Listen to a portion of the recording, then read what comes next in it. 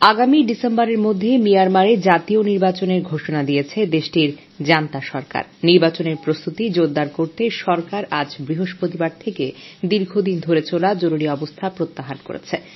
বিরোধী দলগুলো ইতোমধ্যে নির্বাচন বর্জনের ঘোষণাও দিয়েছে। পর্যবেক্ষকরা বলছেন, এই নির্বাচনের উদ্দেশ্য মূলত সেনাবাহিনীর ক্ষমতা আরও শক্তিশালী করা। 2021 সালের ফেব্রুয়ারিতে জান্তা সরকার মিয়ানমারের গণতন্ত্রপন্থী নেত্রী অং সান সুচির বেসামরিক সরকারকে উৎখাত করে জরুরি অবস্থা জারি করে। এর ফলে দেশজুড়ে এক বহুমাত্রিক গৃহযুদ্ধ শুরু হয়। এতে হাজারো মানুষ প্রাণ হারিয়েছেন। জরুরি অবস্থার আওতায় জান্তা প্রধান মিন অং হ্লাইং নির্বাহী, বিচার, আইন বিভাগ সহ রাষ্ট্রের সর্বময় ক্ষমতার অধিকারী হন। তবে সম্প্রতি তিনি সংঘাত নিরসনের উপায় হিসেবে নির্বাচনের কথা বলে আসছেন। সেনা অভ্যুত্থানে উৎখাত হওয়া সাবেক আইন প্রণেতা সহ দেশটির বিরোধী গোষ্ঠীগুলো এই নির্বাচন বর্জনের ঘোষণা দিয়েছে। জাতিসংঘের এক বিশেষজ্ঞ গত মাসে এই নির্বাচনকে প্রতারণামূলক আখ্যা দিয়ে বলেন, এর লক্ষ্য হল সেনা শাসনের বৈধতা প্রতিষ্ঠা করা।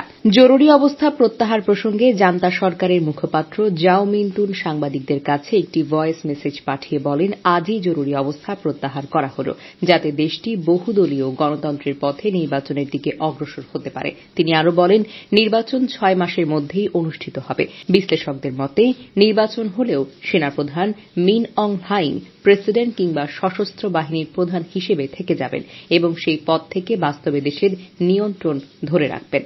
এরই মধ্যে একাধিক ঘোষণার মাধ্যমে একটি নতুন ইউনিয়ন সরকার এবং জাতীয় নিরাপত্তা ও শান্তি কমিশন গঠনের কথা জানানো হয়েছে, যা প্রতিরক্ষা ও নির্বাচন প্রক্রিয়া তদারকি করবে।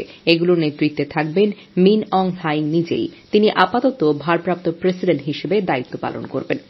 মিয়ানমারের রাজধানী নেপিডোয় সামরিক প্রশাসনের এক অনুষ্ঠানে মিন অং হ্লাইং বলেছেন, আমরা ইতিমধ্যে প্রথম অধ্যায় অতিক্রম করেছি, এখন দ্বিতীয় অধ্যায় শুরু করছি। রাষ্ট্রীয় সংবাদপত্র the global new light off Myanmar জানায়, জান্তা প্রধানও আরও বলেন, ডিসেম্বর নির্বাচন অনুষ্ঠিত হবে এবং সব যোগ্য নাগরিক যেন ভোট দিতে পারেন তা নিশ্চিত করার চেষ্টা করা হবে।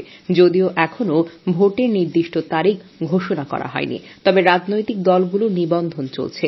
গত বছরের নির্বাচনের প্রস্তুতি হিসেবে পরিচালিত একটি আদমশুমারিতে দেখা যায়, দেশটির প্রায় 5 কোটি 10 লাখ জনসংখ্যার মধ্যে প্রায় 1 কোটি 90 লাখের তথ্য সংগ্রহ করা সম্ভব হয়নি। গুরুতর নিরাপত্তার সংকটকে এর পেছনের অন্যতম কারণ হিসেবে উল্লেখ করা হয়েছে। বিশ্লেষকরা পূর্বাভাস দিয়েছেন, নির্বাচনকে কেন্দ্র করে বিদ্রোহীরা হামলা চালাতে পারেন। এমন আরও খবর পেতে জেড টিভিকে সাবস্ক্রাইব করে পাশেই থাকুন।